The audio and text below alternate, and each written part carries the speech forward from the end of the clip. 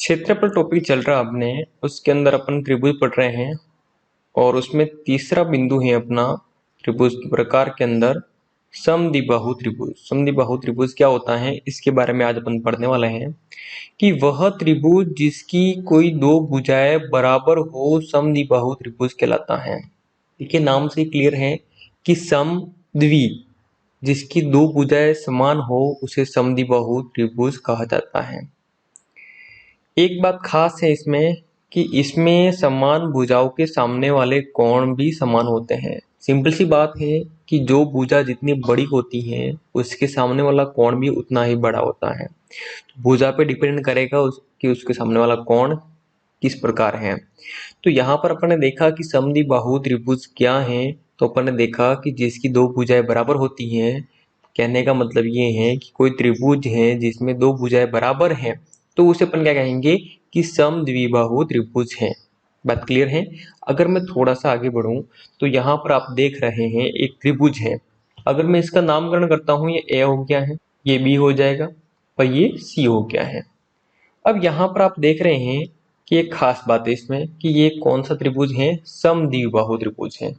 मतलब ये भुजा और ये भुजा दोनों क्या है, इक्वल है। बात क्लियर है। इसका मतलब क्या हुआ है, ये ए है तो इसके जस्ट सामने वाली भुजा ये क्या हो जाएगी, स्मॉल ए। ये सी है तो इसके जस्ट सामने वाली भुजा क्या हो जाएगी, स्मॉल सी। और बी यहाँ पर है, इसके जस्ट सामने वाली भुजा ये क्या हो जाएगी, स्मॉल बी, है ना। अब देखिए कि ये दोनों भुजा इक्वल है, मतलब अगर मैं ए को क्या कह सकता हूँ, सी कह सकता हूँ। ए को क्या कह सकता हूँ, सी, क्योंकि ये भुजा और ये भुजा बराबर है तो इधर क्या हो जाएगा, ए, है ना। तो मतलब ए कहूं या सी कहूं दोनों एक ही बात हो जाएगी, क्योंकि दोनों भुजा का मान जो है वो क्या है, इक्वल है। यही तो अपना नियम कहता है कि समद्विबाहु त्रिभुज क्या है, जिसमें दो भुजाएं बराबर होती हैं उसे अपन समद्विबाहु त्रिभुज कहते हैं। अगर यहाँ पर मैं सबसे पहले बात करूं तो आप ध्यान दीजिएगा, अगर मैं परिमाप की बात करता हूं कि समद्विबाहु त्रिभुज का परिमाप क्या होगा, तो परिमाप की जब भी मैं बात करूंगा तो आपके दिमाग में एक ही बात आएगी, क्या आएगी कि सभी भुजाओं का जो योग है वो क्या है, यहाँ पर परिमाप है यहाँ पर। तो देखिए भुजा क्या है, ए हो जाएगी ये, फिर बी है, फिर ए है, क्योंकि दोनों भुजा इक्वल हैं तो ए प्लस बी इक्वल करो मैं तो ए प्लस ए कितना हो जाएगा, 2a प्लस बी। तो यहाँ पर देखिए अगर आपको ये याद नहीं रहता है कोई दिक्कत वाली बात ही नहीं है, क्योंकि मैं आपको यहाँ पर मैथ्स पढ़ा नहीं रहा, सिखा रहा हूँ। तो इसलिए आप ध्यान दीजिएगा कि मैंने बात बताई ही आपको कि दोनों भुजाएं बराबर हैं, इसलिए मैंने ए और ए लिखा है, अन्यथा ए प्लस बी प्लस सी होता। अगर आपको याद नहीं रहता है परिमाप की जब भी बात आए तो आप क्या करेंगे, तीनों भुजाओं को जोड़ देंगे तो आपका परिमाप आ जाएगा। अब यहाँ पर देखिए कि इसका अपन एरिया निकालेंगे, अभी तो परिमाप निकाल दिया है, नो डाउट इसमें कोई दिक्कत वाली बात नहीं है। लेकिन जब एरिया निकालेंगे तो इसका फॉर्मूला होगा, और फॉर्मूला इस प्रकार से है कि आपको याद नहीं रहेगा। तो एक काम करते हैं, अपन सीख लेते हैं कि इसका जो फॉर्मूला है वो कैसे अपन ज्ञात कर सकते हैं। देखिए सबसे पहले बात करते हैं अपन कि इसका फॉर्मूला जो है वो अपन कैसे ज्ञात कर सकते हैं। तो यहाँ पर अपन हीरो का सूत्र लगाकर ज्ञात कर सकते हैं, हीरोन कहो या हीरो कहो, है ना। तो यहाँ पर हीरोन के सूत्र से अपन ज्ञात कर सकते हैं इसका फॉर्मूला।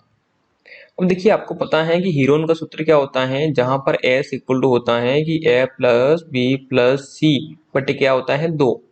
और एरिया की बात करता हूं तो एरिया के लिए यहां पर अपन लिखते हैं क्या, रूट के अंदर S, S minus A, S minus B, S minus C. यहाँ पे जो एस है वो क्या है, अर्ध परिमाप है किसका, त्रिभुज का। और अर्ध परिमाप है वो कैसे निकालते हो, तीनों भुजाओं को जोड़ के 2 का भाग देना है। अब यहाँ पर थोड़ा एक्टिव रहना। अब अपन एरिया निकालने जा रहे हैं, किसका एरिया निकालने जा रहे हैं अपन, समद्विबाहु त्रिभुज का। तो देखिए सबसे पहले कि यहाँ पर मुझे एस निकालना होगा, तो यहाँ पर एस निकाल लेता हूँ किसके लिए, समद्विबाहु त्रिभुज के लिए। तो यहाँ पर देखिए ए का तो ए हो जाएगा और बी का बी है, और सी की जगह कौन है, सी और ए इक्वल है, मतलब मैं ए ले सकता हूं, है ना। बटे क्या आ जाएगा, 2 आ जाएगा। अब यहाँ पर फाइनली देखिए कि ए और ए कितना हो गया है, 2a हो गया है, प्लस क्या है बी है, अपॉन में क्या है 2 है। ये आ गया है क्या, एस का मान। तो यहाँ पर आप रूट के अंदर देखें, जब मैं एरिया निकालने जा रहा हूँ किसके लिए, समद्विबाहु त्रिभुज के लिए, तो यहाँ पर एस का जो मान है वो क्या हो जाएगा कि 2a प्लस बी बट्टे कितना हो जाएगा, 2 हो जाएगा। फिर यहाँ पर देखिए कि s माइनस ए, तो s का मान तो वही है कि 2a प्लस बी बट्टे कितना है, 2 है, माइनस क्या हो जाएगा, a हो जाएगा। इसी प्रकार 2a प्लस बी बट्टे 2 माइनस बी हो जाएगा। फिर 2a plus B, 2a plus B बट्टे कितना है, 2 है, और c का मान क्या है, c का मान a है, तो माइनस क्या हो जाएगा, a हो जाएगा। एक्टिव रहोगे तो आपको फॉर्मूला याद करने की जरूरत नहीं पड़ेगी, और नहीं एक्टिव रहते हो आप तो फिर फॉर्मूला रट लेना। अब यहाँ पर देखिए, तो फाइनली यहाँ पर क्या हो जाएगा, आप देखते हैं कि 2a प्लस बी है, अपन में क्या है, 2 है। अब यहाँ पर देखिए कि 2a है ना, यहाँ पर देखिए अगर मैं एलसीएम लेता हूँ तो इधर 2a है, तो यहाँ पर देखिए क्या हो जाएगा, इसके अपॉन में 1 है, तो 2 इंटू, मतलब देखिए क्या करते हैं, जब अपन भिन्न वाला जो फॉर्मेट होता है उसमें अगर घटाते हैं जोड़ते हैं तो एलसीएम लेते हैं, तो यहाँ पर एलसीएम 2 आ गया है, तो 2 का भाग इसमें एक बार गया है, 1 का गुणा ऊपर वाले से करूंगा तो 2a प्लस बी आ गया है। फिर माइनस का माइनस, फिर 1 का भाग 2 में कितनी बार जाता है, 2 बार, 2 का गुणा मैंने a से किया तो 2a आ गया है ना।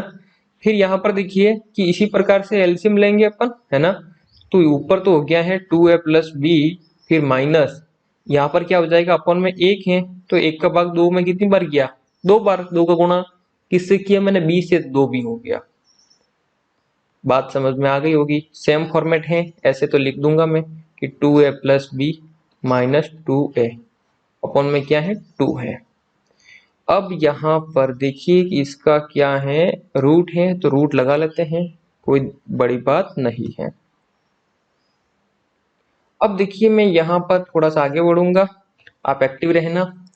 अब देखिए रूट के अंदर बात करने जा रहे हैं अपन, एक तो है क्या है 2a प्लस बी अपॉन में 2। अब देखिए यहाँ पर कि 2a से 2a कैंसिल हो गया है, तो यहाँ पर क्या रहा सिर्फ कि b बटे 2। बात समझ में आ गई। अब यहाँ पर देखिए कि हुआ क्या, यहाँ पे आप देख रहे होंगे कि ये कितना है, b है, ये क्या है, माइनस का 2b है, तो यहाँ पर देखिए एक प्लस का एक माइनस का घटेगा तो माइनस का रहेगा, तो माइनस का रहेगा, फाइनली अपन लिख सकते हैं क्या, 2a माइनस का b बटे कितना आ गया है, 2 आ गया है। बात समझ में आ गई। अब देखो यहाँ पे कि 2a से 2a कैंसिल हो गया है, तो फाइनली क्या आ गया है, b बटे 2। अब यहाँ पर देखिए कि रूट के अंदर अगर दो सेम संख्या है तो एक बाहर आ जाती है, तो इन दो को मिला के एक बाहर आ जाएगा, और इन दो को मिला के एक बाहर आ जाएगा, तो 2 इंटू 2 कितना, 2 बार आए ना, इन दोनों में से एक बाहर आया, इन दोनों में से एक बाहर आया, तो 2 कितनी बार आए, 2 बार, तो 2 इंटू 2 कितना हो गया है, 1 बटे 4, है ना। तो ऊपर 1 है, अपॉन में क्या है, 4 है, 2 2 बार बाहर आए हैं इसलिए। अब रूट के अंदर देखिएगा कि यहाँ पर देखिए ये तो बाहर आ गया अपन वाले, उसी को दिक्कत ही नहीं है। अब अंदर क्या रहा कि b इंटू बी कितना हो जाएगा, b square, b into b कितना हो गया है, बी स्क्वायर हो गया है। अगर बी स्क्वायर को मैं बाहर लाता हूं, अगर यहाँ पे आप समझ रहे हैं साथ साथ में थोड़े एक्टिव हैं, तो यहाँ पर आप देख रहे होंगे, अगर बी स्क्वायर को मैं बाहर लाता हूं, मतलब यहाँ पर देखो कि बी 2 बार है, तो 2 बार है, उसको अगर मैं बाहर ले आऊंगा तो एक बार आएगा, सिंपल सी बात है। तो यहाँ पर कितना हो जाएगा कि b/4, है ना, b बाहर आ गया 4। अब देखो अंदर क्या रहा कि 2a प्लस बी, इधर क्या है 2a माइनस बी, तो आप यहाँ पर समझ रहे होंगे कि अगर a plus b a minus b होता है तो अपन क्या लिखते हैं कि a square minus b square. तो a का काम कौन कर रहा है, 2a कर रहा है, तो 2a का होल स्क्वायर माइनस b मतलब b का होल स्क्वायर। तो यहाँ पर आप देखेंगे तो b/4 हो जाएगा, और रूट के अंदर देखेंगे 2a का होल स्क्वायर मतलब 2 का तो 4 हो जाएगा, और a का a स्क्वायर माइनस क्या है यहाँ पे b स्क्वायर। तो फाइनली यहाँ पर समद्विबाहु त्रिभुज का अगर एरिया निकालना है तो फॉर्मूला आ गया है, क्या है कि b/4 रूट में 4a square minus b square. तो इस तरीके से आप समद्विबाहु त्रिभुज का एरिया निकाल सकते हैं। ये आपका परमानेंट फॉर्मूला है, अगर आप रटना चाहें तो इसको रट सकते हैं, अन्यथा मैंने फॉर्मेट बता दिया है कि फॉर्मूला कैसे आया है। क्लियर? अब देखिए थोड़ा सा अपन आगे बढ़ते हैं और जानते हैं कि समद्विबाहु त्रिभुज का अगर एरिया निकालना है तो उसका फॉर्मूला अपन दूसरे तरीके से कैसे ज्ञात कर सकते हैं। अब यहाँ पर देखिए एक त्रिभुज है आपके सामने, अगर इस त्रिभुज के अंदर मैं यहाँ से लंब डालता हूँ तो लंब डालता हूँ तो क्या हो जाएगा कि यहाँ पे 90 डिग्री बनेगा और इधर भी 90 डिग्री बनेगा। तो 90 डिग्री के जस्ट सामने वाली जो भुजा है वो क्या होती है, कर्ण होती है। और अपन पढ़ चुके हैं कि ये ए है, ये बी है और ये क्या है, सी है। इसके जस्ट सामने वाली भुजा ये क्या है, सी है स्मॉल, इसके क्या हो जाएगा, स्मॉल ए है और इसके जस्ट सामने वाली भुजा स्मॉल बी हो जाएगी।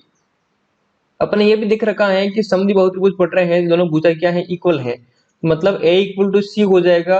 और इधर भी मैं a इक्वल टू सी लिख सकता हूँ, या तो मैं दोनों जगह a यूज कर सकता हूँ या फिर मैं दोनों जगह c यूज कर सकता हूँ, दोनों में कोई फर्क नहीं पड़ेगा। अगर अपन जानते हैं कि कोई त्रिभुज है, उसमें अपने को हाइट दे रखी है, लंब है वो हाइट का काम करेगा यहाँ पे, अगर अपने को ऊंचाई दे रखी है तो उस कंडीशन में अपन जो एरिया है वो निकाल सकते हैं। एरिया निकालने का फॉर्मूला क्या होता है, 1/2 आधार इंटू ऊंचाई, 1/2 आधार इंटू ऊंचाई। अब यहां पर देखिए कि यहां के लिए मैं बात करता हूं, मेरे पास में आधार तो है, आधार क्या है, बी है, लेकिन इसकी जो हाइट है, जो लंब है वो मेरे पास में नहीं है। लेकिन मैं यहाँ पर अगर मुझे लंब निकालना है, मुझे हाइट निकालनी है तो मैं निकाल सकता हूँ नो डाउट। कैसे, पाइथागोरस प्रमेय से। कैसे, पाइथागोरस प्रमेय से। अब देखिए पाइथागोरस प्रमेय लगती किसमें है, 90 डिग्री कोण में। 90 डिग्री का जो कोण होता है उसे अपन समकोण कहते हैं और समकोण त्रिभुज के अंदर पाइथागोरस प्रमेय लगती है। और पाइथागोरस प्रमेय कहती क्या है, पाइथागोरस जो प्रमेय है वो क्या कहती है कि कर्ण का स्क्वायर इक्वल टू आधार का स्क्वायर प्लस लंब का स्क्वायर। बात समझ में आ गई। अब यहाँ पर देखिए साथियों, सिंपल सी बात है कि अगर दो समकोण त्रिभुज है यहाँ पे, एक तो बन गया है ये समकोण त्रिभुज, लंब डालने से एक बन गया है ये। अगर मैं दोनों में से किसी की बात कर लो कोई फर्क नहीं पड़ेगा। अगर मैं इसकी बात करता हूं तो इसकी, अब देखो टोटल तो बी है ना, इसकी डिस्टेंस जो है टोटल बी है, तो यहाँ से यहाँ तक जो डिस्टेंस है इस त्रिभुज के लिए बात करता हूँ क्या हो जाएगा, आदि b/2। और इसी प्रकार इधर भी क्या हो जाएगी, b/2, टोटल क्या है, बी है। ये बात तो आपको समझ में आ गई होगी। अब यहाँ पर देखिए कि ये साइड मुझे पता है। अब देखो 90 डिग्री के जस्ट सामने वाली भुजा क्या होती है, कर्ण होती है। तो कर्ण मुझे पता है क्या है, ए है, आधार क्या है, b/2 है, हाइट निकाल सकता हूं। देखिए यहाँ पर देखिए लंब जो है वो हाइट का काम कर रहा है, h² हो जाएगा। फिर आधार क्या है मेरे पास में, b/2 है, उसका होल स्क्वायर हो जाएगा। इक्वल टू कर्ण क्या है मेरे पास में, a है तो a का स्क्वायर हो गया है। हाइट निकालनी है मुझे, पहले इसका होल स्क्वायर खोल लेता हूं, इधर क्या है a² इक्वल टू, यहाँ पर देखिए ऊपर क्या हो जाएगा b² अपॉन में क्या है, 2 का स्क्वायर कितना हो गया, 4 हो गया है, प्लस क्या है h का स्क्वायर। मुझे हाइट निकालनी है, इसको इधर पक्ष अंदर कर दूंगा, ये प्लस का है इधर आके माइनस का हो जाएगा। अब देखिए h का स्क्वायर इक्वल टू a² पहले से है, इसको मैंने पक्ष अंदर किया तो प्लस का इधर आके माइनस का हो गया है, क्या गया है, b²/4। क्या बात क्लियर है यहाँ तक।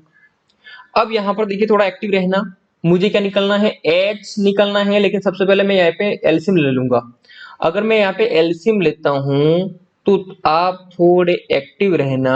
अब मैं यहाँ से स्टार्ट कर रहा हूं, तो एलसीएम इधर क्या हो जाएगा, ये क्या है, h का स्क्वायर है, तो एलसीएम 4 हो गया है, तो यहाँ पर देखिए अपॉन में तो 4 आ गया है, बात समझ में आई, अपॉन में 4 आ गया है। ऊपर क्या हो जाएगा, 4a² और माइनस क्या है, b² है। बात क्लियर है। अगर मैं अब h निकालता हूं, दोनों तरफ रूट ले लूंगा, तो इधर मैंने रूट ले लिया है h² का, इधर मैंने टोटल का रूट ले लिया है, तो यहाँ पर देखिए कि 4a² माइनस b² बट्टे क्या हो जाएगा, 4 हो जाएगा। अब ध्यान दीजिए यहाँ पे क्या हो गया है, h, क्योंकि x² से रूट हट गया, अब इसका तो हट ही नहीं सकता, तो ऊपर तो क्या आ जाएगा कि रूट में है क्या, कि 4a² माइनस b² आ जाएगा। और अपॉन में क्या है, देखिए यहाँ पे 4 है ना, उसका अगर वर्गमूल लेते हैं तो क्या आता है, 2 आता है, 2 अपॉन में आ जाएगा। अब देखिए मैं यहाँ पर मान रखकर इसका मान निकाल सकता हूँ, है ना। तो 1/2 का तो 1/2 हो जाएगा, इंटू आधार क्या है मेरे पास में, बी है, आधार बी है ना। देखिए आधार कितना है, बी है ना, बी हो गया है। हाइट निकाल दी है मैंने, हाइट कितनी है मेरे पास में, हाइट यहाँ पर आ गई मेरे पास में कि 4a² माइनस b² बट्टे कितनी है, 2 है। अगर आप ध्यान से देखें कि समद्विबाहु त्रिभुज का जो एरिया निकालने का फॉर्मूला है वो दूसरे तरीके से किस प्रकार आया है। देखिए b इंटू ए क्या हो गया है, b हो गया है, और अपन में देखिए 2 इंटू 2 कितना हो गया है, 4 हो गया है। अब यहाँ पर देखिए कि रूट के अंदर क्या है अपने पास में कि 4a² माइनस b²। तो समद्विबाहु त्रिभुज का जो क्षेत्रफल निकालने का, एरिया निकालने का फॉर्मूला है वो आ गया है, ये इस प्रकार है कि area equal to b/4, root के अंदर 4a² माइनस b²। तो इस तरीके से आप निकाल सकते हैं बहुत इजी वे में, और याद रखना चाहे तो भी रख सकते हैं। क्लियर बात है। अब अपन क्वेश्चन करेंगे ताकि आपको क्लियरिटी आ जाए। देखिए अगर क्विज के लिए आपको जुड़ना है तो Dilip Singh maths application download कीजिए, इसकी लिंक है वो डिस्क्रिप्शन मैंने दे रखी है। इसके ऊपर अभी 15 अगस्त चल रहा है ऑफर, जिसमें सभी कोर्स बहुत नाम मात्र की फीस में है, तो आप जुड़ सकते हैं। वहां पर कंप्यूटर के लगभग 35 टेस्ट सीरीज दी जा रही है आपको, जिसमें पर टेस्ट सीरीज में 30 क्वेश्चन होंगे आपके, तो एग्जाम में 15 क्वेश्चन आते हैं, मैं तो डबल दे रहा हूँ जस्ट। तो 35 टेस्ट सीरीज हैं जिसमें पर टेस्ट में 30 क्वेश्चन है, और वो भी टॉपिक वाइज है, ताकि आपका टॉपिक मतलब जो सिलेबस है वो 100% कवर हो जाए टेस्ट सीरीज के माध्यम से ही। तो इस तरीके से है। बाकी मैथ्स रीजनिंग की अच्छे से पढ़ा रखा है, और इसके जो क्वेश्चन है प्रैक्टिस के लिए वो भी बहुत जल्द काम चल रहा है, एप्लीकेशन पे अपलोड कर दिया जाएगा। क्योंकि मैं बहुत बिजी हूँ, आपको यूट्यूब पर पूरा करवाऊंगा नो डाउट, लेकिन मैं अभी बिजी हूँ। आपकी जो कंटिन्यू क्लास है वो 1 अक्टूबर से स्टार्ट होगी, तब बीच में जैसे ही मुझे टाइम मिलेगा मैं आपको पढ़ाता रहूंगा नो डाउट। अगर आपको पढ़ना है, प्रैक्टिस करनी है, तो एप्लीकेशन में नाम मात्र की फीस में अवेलेबल है। आप खुद जान रहे हैं आज क्लास में मैं नहीं दिख पा रहा हूँ। एक सर से मैं कैमरा लाया था, लेकिन उनको जरूरत पड़ गई तो मुझे कैमरा उनको लौटाना पड़ा। तो ये जो भी आप कोर्स परचेज करेंगे, जो भी पेमेंट आएगा, जो भी फीस आएगी, वो हम पूरा यहाँ पर कैमरा जो भी जरूरत पड़ेगी उसको लाने में लगाएंगे, आपको बेहतर कंटेंट देने में ही लगाएंगे। तो इसलिए अगर एक तरह से आपका ये सपोर्ट भी होगा और एक तरह से आपकी तैयारी भी अच्छी हो जाएगी, क्योंकि वहां पे टेस्ट होगा, सब कुछ मतलब ऑनलाइन ही तरीके से होगा, अच्छी तरीके से होगा, आप डिस्टर्ब भी नहीं होंगे। तो अगर जुड़ना चाहे जुड़ सकते हैं। अब अपन थोड़ा सा आगे बढ़ते हैं। क्वेश्चन नंबर 7 कह रहा है, थोड़ा एक्टिव रहना, कि एक समकोण समद्विबाहु त्रिभुज का कर्ण 5 सेंटीमीटर है तो इसका क्षेत्रफल निकालना है। देखिए सबसे पहले बात करते हैं कि समकोण समद्विबाहु त्रिभुज मतलब ये दो भुजाएं इसमें इक्वल हैं। बात समझ में आ गई। और जो कर्ण है वो मुझे दे रखा है। देखिए समकोण की बात की मतलब 90 डिग्री ये हो गया है, इसके जस्ट सामने वाली भुजा क्या है, कर्ण है। तो कर्ण मुझे दे रखा है कितना है, 5 सेंटीमीटर है। बात समझ में आ गई। तो मुझे इसका एरिया निकालना है। अब देखिए एरिया क्या होता है, जब 90 डिग्री की बात आती है तो एरिया अपन जानते हैं, निकाल सकते हैं किस फॉर्मूले से, कि 1/2 आधार इंटू ऊंचाई, 1/2 आधार इंटू ऊंचाई। अब यहां पर देखिए 1/2 तो आ गया है नो डाउट। आधार क्या है इसका, आधार क्या है इसका पता ही नहीं है, आधार क्या है इसका पता नहीं है, एक्स मान लिया मैंने। इसकी हाइट क्या है, अब देखिए दोनों भुजा इक्वल हैं तो ये भी एक्स हो जाएगा। तो आधार क्या हो गया है, एक्स हो गया है। हाइट भी क्या है, एक्स है। बात समझ में आ गई। आधार क्या है, एक्स है, हाइट क्या है, एक्स है। तो एक्स का मान अपन निकाल दें, यहाँ पर देखिए कि 1/2 एक्स इंटू एक्स क्या हो गया है, x² हो गया है। अगर मैं x का मान रख देता हूं तो मेरे को यहाँ पर जो एरिया पूछा गया है वो एरिया आ जाएगा, लेकिन मुझे सबसे पहले x का मान निकालना होगा। अब देखिए यहाँ पर जानते हैं अपन कि पाइथागोरस प्रमेय क्या कहती है। अब देखिए पाइथागोरस प्रमेय से अपन x का मान निकाल सकते हैं।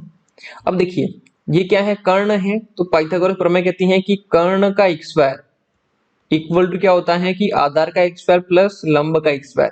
कर्ण कितना है, 5 है, तो 5 का स्क्वायर और यहाँ पर देखिए आधार का एक स्क्वायर मतलब x का एक स्क्वायर प्लस x का एक स्क्वायर, दोनों भुजा समान है। तो इधर तो क्या हो गया है 2x स्क्वायर और इक्वल क्या है कि 5 का एक स्क्वायर 25 होता है। x स्क्वायर का मान निकालना है, 2 को पक्ष अंदर कर दो तो इधर गुणे में है उधर जाके भाग में हो जाएगा। तो x स्क्वायर इक्वल टू कितना आ गया है 25/2। बात समझ में आ गई। अब देखिए मैं यहाँ पर अगर x स्क्वायर का मान पुट करता हूं तो मेरे पास में एरिया आ जाएगा इस त्रिभुज का। तो 1/2 इंटू एक्स स्क्वायर का मान कितना है 25/2 है। तो फाइनली यहाँ पर देखिए कि 25 का गुणा 1 से किया कितना गया है 25 और 2 का गुणा 2 से किया कितना गया है 4 आ गया है। अब देखिए यहाँ पर आपका जो एरिया आ गया है कितना है 25/4 है। या तो आंसर ये है कि 25/4 सेंटीमीटर स्क्वायर। अगर पॉइंट में दे रखा है तो अपन क्या करेंगे कि 25 में भाग देंगे किसका 4 का, 6 बार गया है 24 आ गया है, घटाया 1 रहा, पॉइंट लगा दिया 0 तो 4 का भाग 2 बार जाएगा 8 आ गया है, फिर घटाया 2 पॉइंट लगा हुआ है 0। अब 20 में 4 का भाग कितनी बार गया है 5 बार। तो यहाँ पर आप देखेंगे तो फाइनली या तो आंसर हो सकता है आपका क्या 25/4 सेंटीमीटर स्क्वायर या फिर 6.25 सेंटीमीटर स्क्वायर। उम्मीद करता हूँ ये क्वेश्चन आपको समझ में आ गया होगा। आगे बढ़ते हैं अगले क्वेश्चन की ओर। अगला क्वेश्चन है क्वेश्चन नंबर 8। क्या कह रहा है क्वेश्चन, क्वेश्चन पढ़िएगा और एक्टिव रहना। किसी समद्विबाहु त्रिभुज की दो भुजाओं की लंबाई क्रमशः 7 सेंटीमीटर 15 सेंटीमीटर है, तो इस त्रिभुज की परिमिति कितनी होगी। अब यहाँ पर देखिए कि अगर मैं परिमिति की बात करता हूँ या फिर परिमाप कहता हूँ दोनों एक ही बात है। ये आपके सामने क्या है त्रिभुज है और कौन सा त्रिभुज है समद्विबाहु त्रिभुज है, मतलब दो भुजाएं इसकी समान है। बात क्लियर है। और यहाँ पर मुझे सिर्फ दो भुजा दे रखी है, यहाँ पर मुझे सिर्फ कितनी भुजा दे रखी है, दो भुजा दे रखी है और मुझे क्या निकलना है परिमाप निकलना है। अब देखिए परिमाप निकलना है तो यहाँ पे दो पॉसिबिलिटी बनेगी। या तो मैं ले सकता हूँ क्या 7 और 7 और 15, या तो मैं इन दो भुजा को इक्वल लूंगा क्योंकि दो भुजा समान है समद्विबाहु त्रिभुज है तो 7 और 7 हो सकती है। या फिर मेरे क्या हो सकता है 15 और 15 और 7। बात क्लियर है, ये दोनों सेम ले ली मैंने। तो यहां से अगर आप देखें कि कौन सी सही होगी तो उसको अपन यहाँ पे वेरीफाई करेंगे कि आप ध्यान दीजिए कि एक शर्त होती है, एक शर्त होती है त्रिभुज के लिए। क्या शर्त होती है कि त्रिभुज में, मैं यहाँ पे लिख देता हूं ताकि आपके नोट्स बन जाएंगे कि त्रिभुज में दो भुजाओं, त्रिभुज में दो भुजाओं का योग, दो भुजाओं का योग, दो भुजाओं का योग तीसरी भुजा तीसरी भुजा से बड़ा होता है। कोई भी अगर आप दो भुजा लेते हैं, ये मैंने पहले पढ़ा रखा है आपको याद होगा आई थिंक, कि त्रिभुज कब कह सकते हैं कि उसमें कोई भी आप दो भुजा उठाइए और उन दो भुजाओं का अगर योग करते हैं तो तीसरी भुजा से बड़ा होना चाहिए। अगर ये नियम यहाँ पे अप्लाई करें तो आप देखेंगे अगर मैं इन दोनों भुजा को उठाता हूँ तो इन दोनों भुजाओं को, कोई दो भुजाओं का योग तीसरी भुजा से बड़ा होना चाहिए। अगर इन दोनों भुजाओं का योग करता हूँ तो 7 + 7 कितना होता है 14 होता है। बात समझ में आ गई आपको। और यहाँ पर देख रहे हैं कि 14 जो है 15 से क्या है छोटा है, तो ये नियम तो यहाँ पे लग नहीं रहा है, ये नियम तो यहाँ पे लग नहीं रहा है, मतलब ये त्रिभुज हो ही नहीं सकता। फेल हो गया। अब यहाँ पर देखिए कि यहाँ पर अगर देखें अपन तो 15 और 15 है, दूसरा कितना है 7 है। अगर इन दोनों को मैं जोड़ता हूँ 15 और 15 30 होता है। 30 जो है वो यहाँ पर देखेंगे आप कि तीसरी भुजा से बड़ा है। कोई भी ले लीजिए आप, इन दोनों को क्या, इन दोनों को लीजिए आप, 15 और 7 लीजिए 22 हो रहा है, 22 को लेते हैं तो तीसरी भुजा 15 से क्या है बड़ा है। अब यहाँ पर अपन ने देखा कि मैं देखूं कि इन दोनों भुजा कोई भी कम छोटी से छोटी भुजा लेनी है आपको, उन दोनों को जोड़ते हैं तो आपको क्या होना चाहिए कि जो तीसरी भुजा रहेगी, बड़ी भुजा रहने दो आप, कोई भी एक बड़ी भुजा रहने दो और छोटी भुजा लो, उनको जोड़ने पर बड़ी भुजा से बड़ा मान आना चाहिए किसका, जोड़ का, योग का। योग बड़ा होना चाहिए तीसरी भुजा से, योग बड़ा होना चाहिए तीसरी भुजा से, यही नियम अपना कहता है। बात क्लियर है। तो ये तो त्रिभुज हो ही नहीं सकता। तो त्रिभुज कौन सा है, ये है त्रिभुज। कौन सा है, ये है जिसमें भुजा इस प्रकार है, ये 15 है, ये 15 है और ये क्या है 7 है। अगर इस प्रकार का त्रिभुज है उसका अपने को निकलना है परिमाप। बात समझ में आ गई। तो क्या हो जाएगा, तीनों भुजाओं का योग 15 और 15 + 7, तो 15 और 15 कितना होता है 30 और 37। तो 37 सेंटीमीटर क्या है इसका परिमाप है। उम्मीद करता हूँ साथियों समझ में आ गया होगा आपको अभी तक अपने जो पढ़ा है वो, और आपको समझ में आया है, कुछ सीखा है तो वीडियो को लाइक करना, कमेंट्स करना और अपने दोस्तों को शेयर करना, और ऐसी क्लास के लिए सब्सक्राइब कर सकते हैं आप।